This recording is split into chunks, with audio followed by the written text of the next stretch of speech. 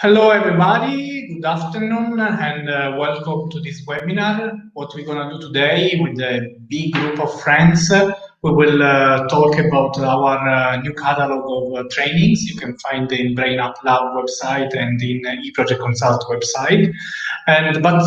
What we want, why we did this webinar is to explain to everybody why we did it and why it was needed an extra tool and an extra catalog online. First of all, I want to start with the fact that we are working with the Erasmus Plus program since already 10 years. And actually, during this year of pandemic, we couldn't travel, and we are feeling already a bit suffocated in this environment, this closed environment. So we need actually to meet our foreign friends. So this was the first need, was the need of getting again in contact with our trainer that were coming months by months in our office. So this was actually the main reason to start this adventure. So what we're going to do today, we'll be here together with a nice group of friends, as I said. They are coming from different parts of Europe. There are the pool of trainers of the Brain Up Lab. I would say some of the trainers of Brain Up Lab. We managed with them in these last months to create a really interesting training. We were working all together to build new content and to build interesting content for teachers and for educators who are facing different problems in this time in this time we are passing. But I won't stop talking because actually will be today a big conversation. I hope to manage with the entrance all of them. First of all, I want to introduce actually all of them and I have the opportunity to say hi to all of them. So I will start with Anna, Gabriel, Luisa, my colleague Linda, Andrea, and Flery. So these are a big group of friends. We were working actually this month to create interesting content, as I said. And today we're going to present our trainings, our catalog of trainings actually that are managed from all of us. I will try to let all of you going through the catalog and just having the possibility to maybe making a question to them. You can also write on the comment if you want to talk if you want to make a specific question to some of them. And let's start. I want to start with the first topic. So with the first training. It's a training provided by Andrea and Anna. It's called Active and Creative Classes. It's really interesting, and actually it's made by different modules, but I want them to talk about it. So Anna, Andrea, so let's tell us a bit about this amazing job you did. So maybe we'll start with Anna. Good evening. Hi, everybody. Hi, everybody. We choose to organize trainings, as you note, with 2 trainers each course. Also to give you the opportunity to mix up competences, also training methods and approaches. And me and Andreia, we are going to propose you to think about contents, learning contents in another part, and to start to work as reflection parts about teaching modes, teaching activities, and how, starting from the learning process. How does people learn? Which are the characteristics, also the context or the settings that can provide a good learning process? So the idea is to understand more about our teaching role, about the learning point of view. It will be focused on non-formal education methods, so it will be possible to understand how to maintain the high attention level because of great attention to active participation of learners. So Anna, just to clarify a bit, what is no formal education? Because maybe people which is following us at the moment doesn't know about no formal education. All of us that we are coming from the Erasmus Plus environment, maybe we know, but for a teacher, sometimes it's not something that is really common. Yeah, so many times in so many classic learning contexts, people think that non-formal is like chaotical way because there's no structure. It's not about this. The thing is to focus on the process, not only in the objectives, not only in the arrival point, but to focus on the relation that's between who is living the learning experience. So teachers and learners and all participants. That also we have to consider that also teachers are learning something. No? So non-formal education, it's a practice way, an active way to have a look to the education as a process, and so continuously evaluate what we are doing and be flexible to reach the needs and the objectives step by step. It's a sort of with so many reflection while actions, and I guess that it's in this context, in this new pandemic context, could be so useful because we all had to change our way to teach or to be in relation with distance, with more obstacles and new context. So it's I guess that it could be a great challenge to use. Something else I noticed really interesting in the modules you created, you were talking about learning styles. What do you mean for learning styles? It's something about diversity, that it's a human characteristic. There's no two people that are equal, no? So it's to consider in programming, learning activity, or programming and learning and educational action. It's to consider the differences that everybody has. Also in terms of learning, there's people that learns in a way, and other people that learns in another way. It's linking with motivation, with attention, with also different intelligences. And so we can adapt also our tools and our methods to diversity. So it touched me personally because I'm dyslexic. So when people talk about learning styles, I have my own learning styles because I'm dyslexic. So it would be nice if in the past my teacher would pass such kind of training, because maybe they would be better with me, and maybe they would do a much better way of learning in my learning process, actually. So let's go a bit inside more deeply to the topic, and maybe going to Andreia and let her talk a bit about what she put in this in this box of this training. So hello everyone, I'm Andreia. I'm streaming from Rotterdam at the moment. So thank you, Anna. It was really a nice description. So we would start with this focus on non-formal education, on the learning settings, taking into very account the processes. And after we go through that and we are much more familiar with it, I was thinking that the second part could really be more hands-on. So just trying a lot of different tools online, but also different ways of different process that we can do offline. And also for me, it's really important to know who is taking the course and what you are interested in. So I can give you a lot of possibilities, and then we decide which ones you want to try and which ones you think is useful for you in your own context, because for us, without knowing it, is always a bit complicated.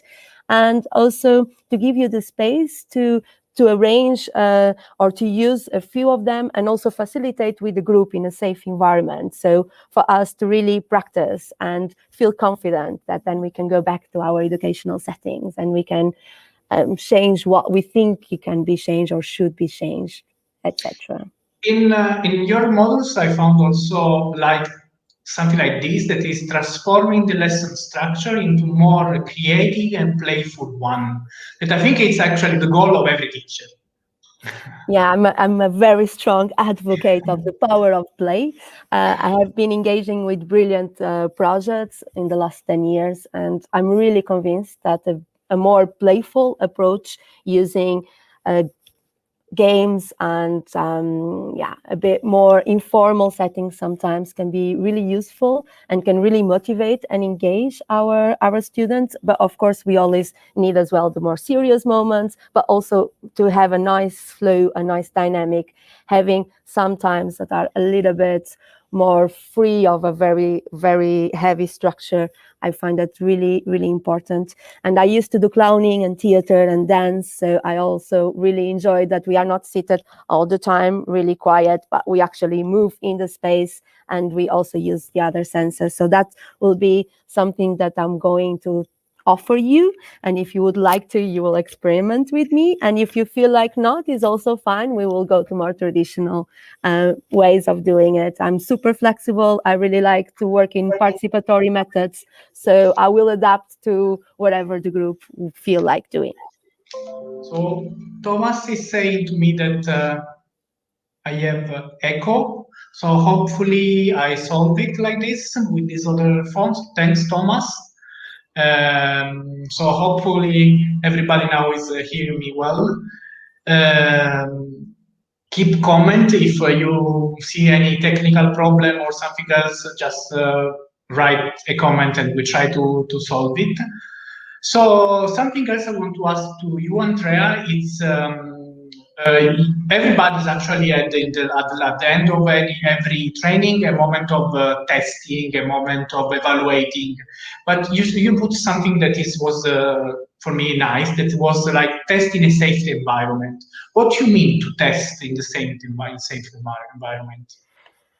Well, when we talk about processes or learning process, a safe space is one of the key aspects that we feel good, and we feel like we can say what we want to say and do what we want to do. But this test in a safe environment is when the participants will be the facilitators for a moment, and they can also test some creative ideas first with us, because we're going to be together for some time. So we're going to learn who each other is, and hopefully bond as well together. So we will feel safe, and we will be able to give feedback, and also to really reflect what went well, what could have been eventually better, and would this work or not. So we'll be a very practical, hands-on in that sense. We will also have evaluation moments, but typical of non-formal education. So it's not about a test that you have to fill in, but is about reflecting in what we have learned and what were the competences that we gain and we feel ready to use now. So as already Anna said, it's what we are doing in our training. We are all using our what we learn in our year of experience of non-formal learning and putting all these things together in our training. This, I think, is the thing that makes actually our training really powerful and really engaging. Okay, it's thanks from all of you, from us, from that moment. We go also to the other training. I want to go with the innovative class. I have with me here today really nice and old friends. Gabriel, hello, how are you? Hello, very, very nice to hear you once again. Greetings from Bucharest, Romania. Welcome. So, Gabriel, you will do this training with Diana that couldn't be here today with us. So, but it's one of your colleagues, so you know more or less how she works, and so you can talk a bit to us about innovative class. So, introduce the training, and we'll keep asking different things. Mm-hmm.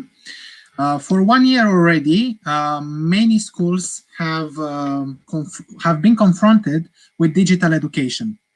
Many times the teachers were not necessarily ready to fully use the capacity of online education.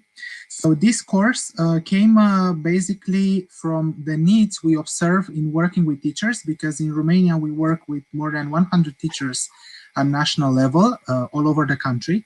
And one thing that they mentioned is that they discovered that there are hundreds of tools they didn't know about. Some of them were free. Some of them you need to create an account. Some of them you could use with the account offered by the school. So different kind of things. Some of them were useful. Some of them, they mentioned that they lost a lot of time to download the platform or to download that thing or to create an account. And 1 hour later, they realized they don't need it. It's useless. So basically this course plans to look at the steps in planning, in preparing, in delivering, in evaluating a lesson, and introducing a set of tools, concrete tools. We will only look at those that are available for free or can be used for free by the teacher, so they don't need to pay necessarily a license or an account to use the specific tool. Of course, there are also others that you can also use in this way, but our plan is to use very simple tools and to give them a context, so that the teachers that will take part in our course will go one by one and will understand, for example, when you plan your lesson, what are the 2 or 3 tools. We don't want to introduce 100 tools, because then the teachers get confused. They want to know 2 or 3 that are really simple, really useful, and they can use it even together with their own colleagues if they plan a lesson together. So I want to ask to you, what is innovation? Because you are talking about innovation class. So I want to know from you if innovation is actually the approach you are using to already known tools, or are innovative tools what you are going to use in the training? In the past year, we saw how many tools that have been traditionally used, let's say, in a corporate or in an organizational setting, they start to be adopted in the startup environment. They can be used in the class as well. However, if those tools are not customized to the classroom environment, there could be some issues. So the innovative process that we can see here is that the teachers have a wide range of tools that they can use, and we want them to find those that are the most needed for their own class, for their own context. Because some of them, maybe they have a lot of students in the class, so they need tools in order to engage with large audiences. Some others maybe need to do hybrid class, meaning half of the class is in the classroom with the teacher and half of the class is back at home. So the teacher has to become a hybrid teacher just because a minister decided this. So the teacher at the same time, in the same hour, they need to deliver in the class and online as well.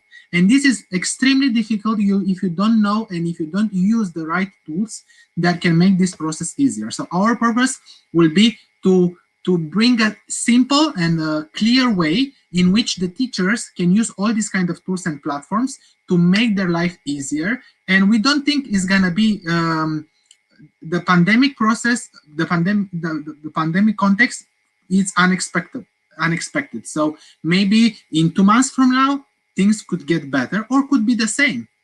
I remember 4 or 5 months ago, I hope they thought could get that better, actually. I hope also, but I hope the same for 1 year already. Okay. So every time I hope, for example, in March, I think in June, everything will be okay. In June, I believe in September and so on. But still 1 year after didn't disappear. So I want to ask you, when and why do you think when or why use digital tools in the class? So I think this is actually the question that everybody is asking at the moment. So when and why we need to use digital tools if we think at a normal class. If we go out from the context of the pandemic, that is obviously we have to use digital tools. But why to learn these digital tools if one day this will finish? Mm-hmm. Myself, I'm a trainer myself, and I'm using digital tools since forever. I don't remember when I don't use it in the trainings that I organize, and I use it for several purposes. I could give you just some examples. When you want to engage with a large audience, for example, you want to do a test, you can use digital tools to do a test much quicker and to see the answers in a, let's say, in a systematic way, and analyze the results from your student like in 10 minutes. If I will do the same test on the paper, it will take me hours only to collect and put in boxes the specific answers. And just after I could get so for example, the digital tools help us to move faster and to take decisions faster. That's one thing. Why?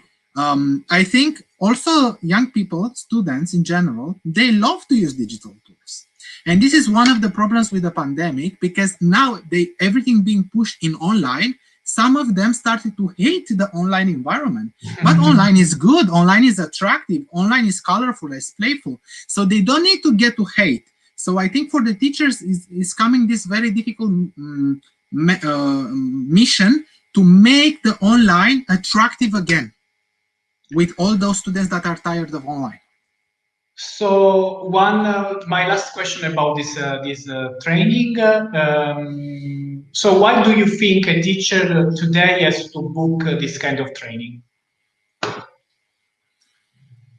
First of all, if they got tired of downloading and creating accounts that make no sense, if they got tired, because I'm also part in some Facebook group of teachers, of hundreds of thousands of teachers, and some teachers say, hey, I just discovered this, can you just download, can you? Because there are those platforms that if you refer 5 more teachers, then they give you some stars, and with those stars you get some premium features. So they try to convince their peers just to do this. So I think those teachers that don't have the time to experience so many other platforms, they should be in this course. Secondly, this course will be also a place of sharing. We want to start from the experience they had in the past year, and not only, with different kinds of tools. We want to see what went well and what didn't went well, and also to set up a set of tools, just 2 or 3, for each step of the education process. Perfect. So thanks, Gabriel. We'll be back with you for another training. Let's go to the other topic. It's entrepreneurship and education. Will be with me talking Luisa and Flery. Hi, Luisa. And let's go look for Flery. Flery's here. Hi. Everybody. Hi. So entrepreneurship and education. So really nice topic. Let's go deeply on it. So we'll start. Okay. Well, my name is Flery. I'm based in Athens, Greece, and I'm a training manager in e-learning and also classroom-based programs. Thank you for being here. Thank you, Nino. I'm very happy to collaborate with Luisa in this course. Luisa, as an expert in entrepreneurial education, will guide you through this amazing topic that can help you transform your students to entrepreneurs and support them to obtain entrepreneurial skills in their life as children and as adults as well. I could not think of a more useful topic nowadays. My contribution to this course will be a bit more hands-on experience on how someone could use a tool to engage students in creating a website to present themselves or a subject they're interested in, or a problem they want to solve, or an innovative idea, or even a new business activity. This tool is WordPress, and I'm sure you have already heard of it. But WordPress is not just a platform to publish blogs and business websites. It can also be used as a learning management system to create online courses and offer online classes with no coding skills required at all. So I will guide you through 2 ways to use WordPress. First, how to inspire students to create their own website and why. And secondly, how you could use WordPress to create online educational material and engage your students in e-learning activities. WordPress is generally easier to use than other learning management systems, which are most of the times complex and contain a lot of features that a trainer would probably never use. So I'm looking forward to see you all and have a great interactive and of course useful experience together. So going a bit deeply on the topic of the training, maybe we can go and talk about a bit entrepreneurship. So maybe with Luisa, we can touch the topic of entrepreneurship. So the core, yeah, in the module I was reading also basic step of business planning. So what do you mean for that? Hi, Nino. Thank you so much for the opportunity to be here. Big shout from Manchester, even though my heart is in Kraków, where I'm originally from, Poland. I'm so happy to work with Flery on this course because this course, entrepreneurship in general, is for everybody. It's like anybody can be an entrepreneur. And our point here with this course is to give you as teachers the tools and knowledge, probably some knowledge that you already have. You'll just have this eureka moments. Yes, I know this. So how do I put it in practice kind of things? So I'm so happy to work with Flery because she's, as she mentioned, experienced project manager in e-learning. And the current situation proved that having an online presence and being able to navigate the web is a win-win, whether you are thinking of a business in a business context or generally to have an online presence or work with students. Coming back to your question, Nino, about the business models and so on and so forth. The entrepreneurship topic is mostly, in my opinion, based on creativity, having grit and determination to carry on, with whatever you want to do in the future, whether you decide to be, have personal brand or work tirelessly on a tangible product. So I would like to concentrate with different models on explaining how the timing works when you want to be an entrepreneur, timing for your business or timing for your ideas. Then the team, which would probably be connected to what you ask, like how do you build a team? How do you execute certain things? How do you adapt? The ideas, how do you actually act on your idea? So maybe some tools that will help you first come up with a clear idea and clear plan. Then the business models.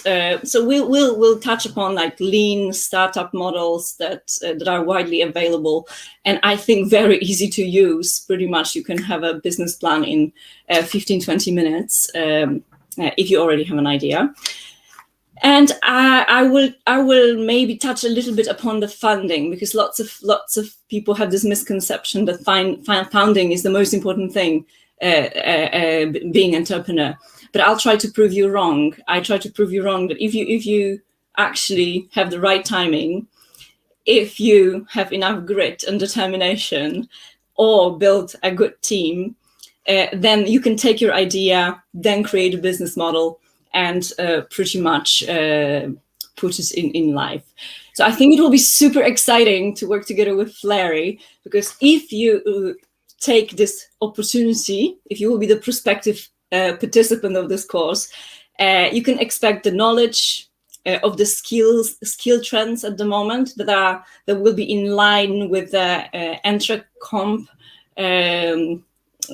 framework For those who don't know about it, it's one of the European Union initiative to develop the entrepreneurial competency, and I will base one of the models solely on the Entrecorp framework, and we will walk you through planning, tools, and hands-on exercises. So finally, at the end of the training, we will be an entrepreneur. So what do you mean to be an entrepreneur? What do we have to be an entrepreneur? I mean, Nino, as I mentioned at the beginning, we're all entrepreneurs. I mean, you just have to make this conscious decision to say, I am, and, like have this eureka moment and actually take, because anyone can be entrepreneur, anyone, given the idea and the right tools to develop this idea into a functional business. So hopefully with the tools and the maybe support of how you can do it, you also, your students will decide, maybe instead of secure job, we could try this. Maybe not replace it, but maybe try to yeah. That is really important, and I think in this moment of we are living now, actually something really important, because all of us, we had the time enough to think, to be with our thought, maybe to actually create a good idea that can be implemented in the future. So maybe this training is good tools for those people who want to start like this a new business. So we go. Thanks also from you. From now, let's go to the other topic. So let's go to. Oh, it's not going to a topic. I want to talk with Linda. It's one of my colleagues. Hi, Linda. Together with Linda, we had the idea actually to set this training, and because we were talking with our partner, and a lot of teachers, they have been having a personal training in our organization. They start asking, but why you cannot start thinking about something online? So this idea starts also from teachers asking to us to prepare something for them. So it's also the result of working with Linda and my team through this month, and with also the pool of trainer. Linda wanted to say something maybe about this scholarship we try to give to those organizations which are working with us. Linda? Yeah. Okay, so after this, I think, very interesting part we had already about the 3 trainings, I have another good news. The good news is we want to offer 20 scholarships for the teachers, for the organization, let's say, who will book already 4 places for their 4 teachers. The 5th one will go from the scholarship.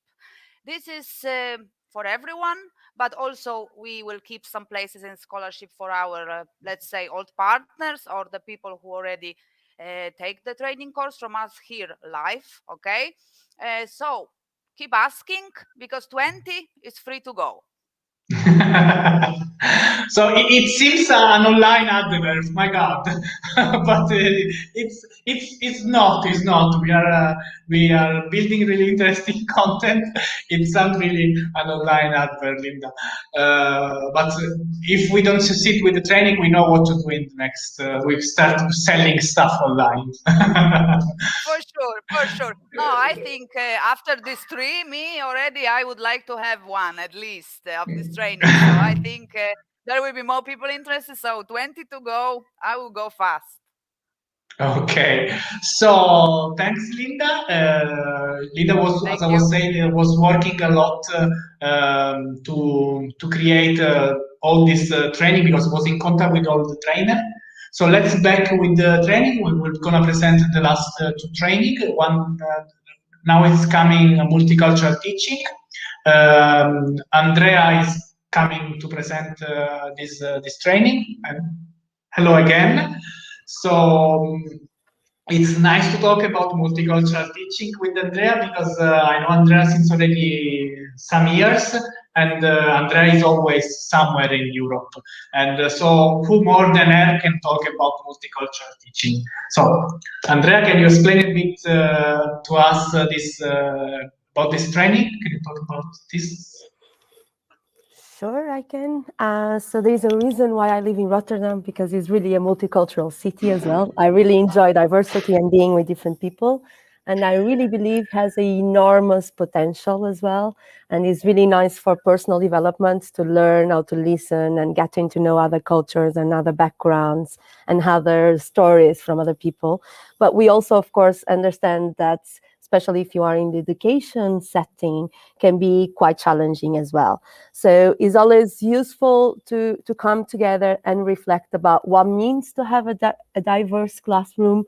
And the invitation here is not only about how to manage it just to survive, but the invitation here is how to make the best out of it. So we really would like to focus on the ABCD approach, that is assess-based community development. That is an invitation to think about where we are already really good at, what do we already have as really potentials as well, and work out that. Naturally, we will later on talk about the challengings and also how can we avoid certain risks. But to really build up in our assets, I think is really a nice invitation to do things slightly different. And the training will have two parts. Will be me and a great colleague, Adelina. She unfortunately cannot be here, but she's super great and you're going to love her, I'm sure. I just met her a short time ago, but we really discovered that we have the same values and the same ethics, what is great. So we are exactly on the same page, but we have a bit of different styles, what I think is a very good news as well for potential interested in this training. So with me, we will start by mapping these assets, thinking about this ideal setting that we really would like to have, and then giving a bit of more flexible time that we really talk with each other and we share our methods, our tools, our methodologies in a more horizontal structure, because I'm also a very great advocate that is not experts or non-expert. We are all experts in our area and in our role, and we know better than anyone else what is supposed to happen. And then on the second part, with also a lot of creative tools and storytelling, Adelina will guide you through the amazing work that the Council of Europe has been doing in the last 10 years about intercultural learning competences. There is a lot of really pragmatic and amazing manuals and books about it. So she will guide you about through these manuals, through this know-how, and will make you familiar and really like ready to go back to your settings and to organize activities, to engage your students or your participants and develop their intercultural competences. And in the last session, you will also be introduced to social entrepreneurship. So it will also be followed by a step-by-step guide, and it is a way of engaging the people or the young people we work with to take action, to just start some sort of project and just be successful at it. So you are going to acquire all these skills. So you will be prepared to go back and be much more sensitive and feel much more ready to deal with this diversity and make sure that we really learn with each other and we have a very nice setting where everyone feels respected. Yes, if we go a bit deeply in the methodology, I saw in your modules something like this. There was methodology and there was a list actually of things like gamification, emphasis, storytelling. So you were gonna use all this methodology, or it's something like something else to be chosen?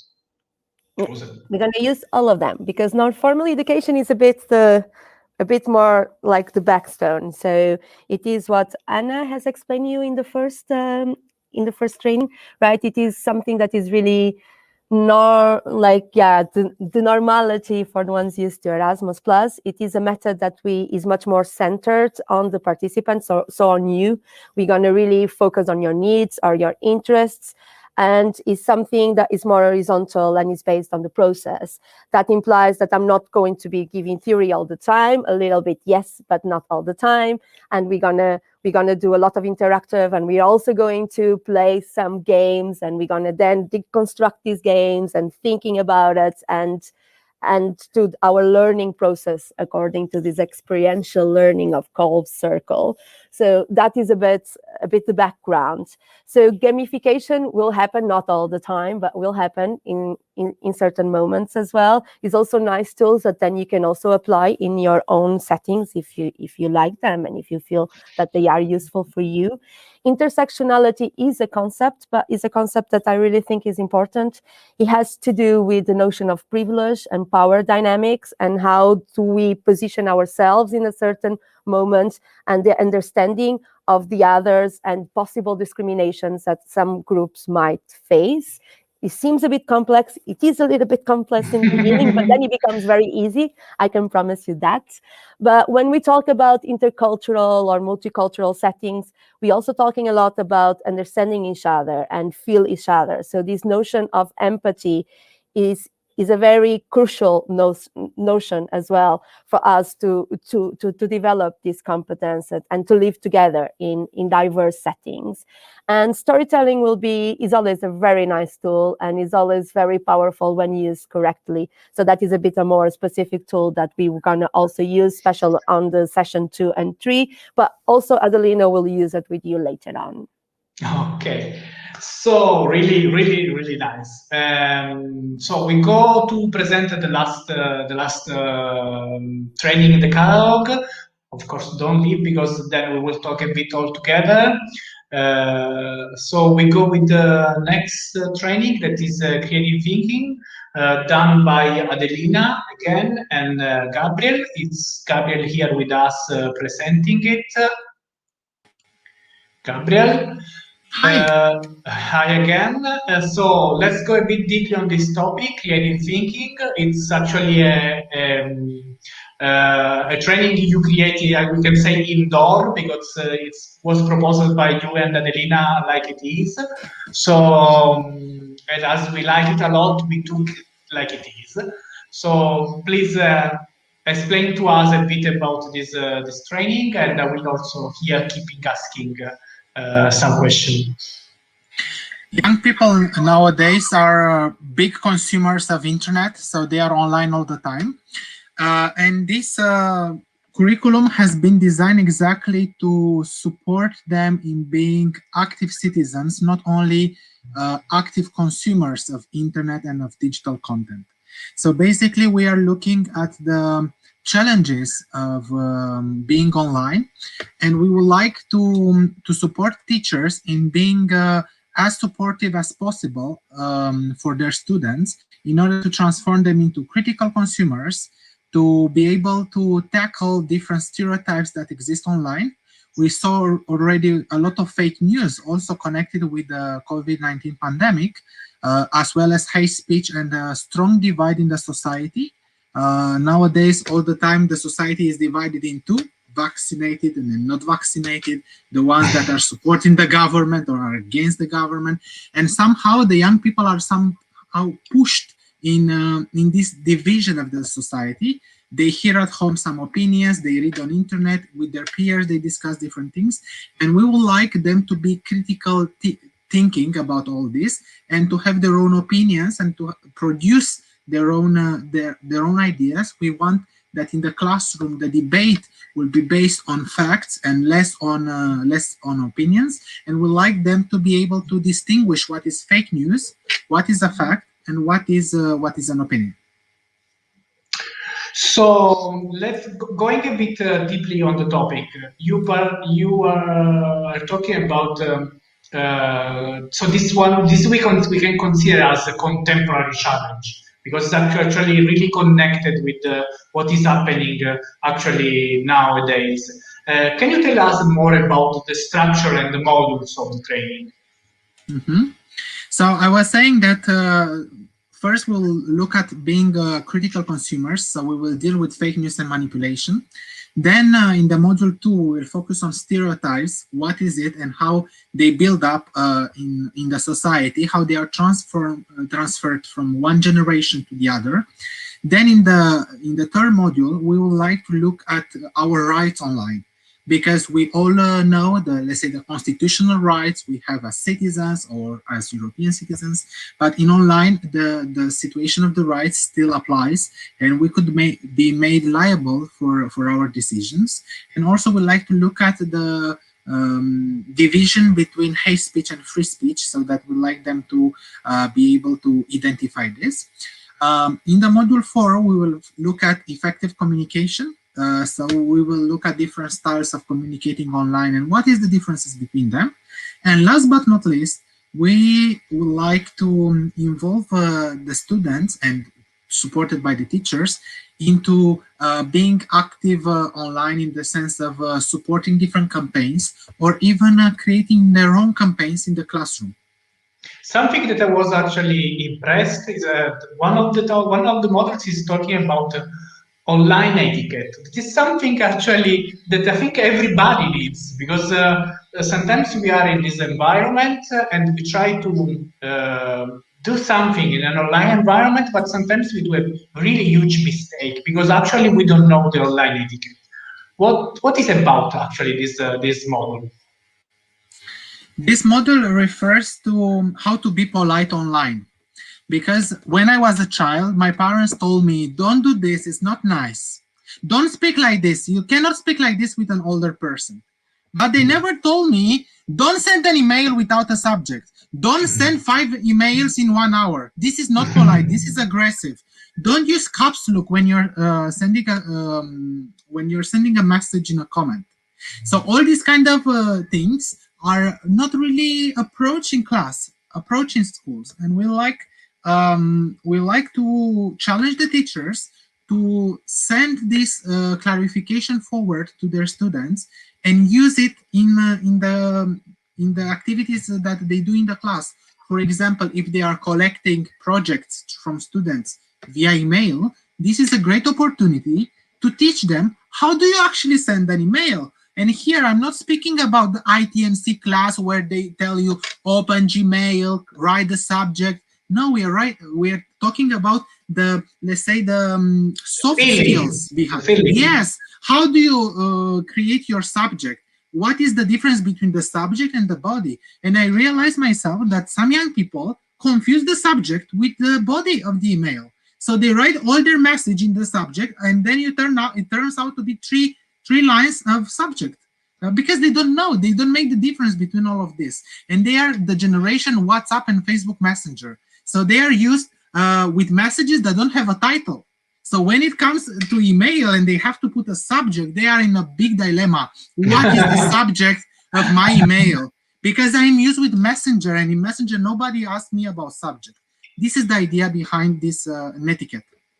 So that it's really interesting, and I think actually really needed by the youngest generation, and also I think from teachers and educators, it's for some of them is also needed, I think, and it's also nice to understand how to transfer this knowledge from one group to another. Thanks, Gabriel, also to presenting this training. It's the last one we want to present in our catalog, and I want to invite again all of you to just to say hi to the audience.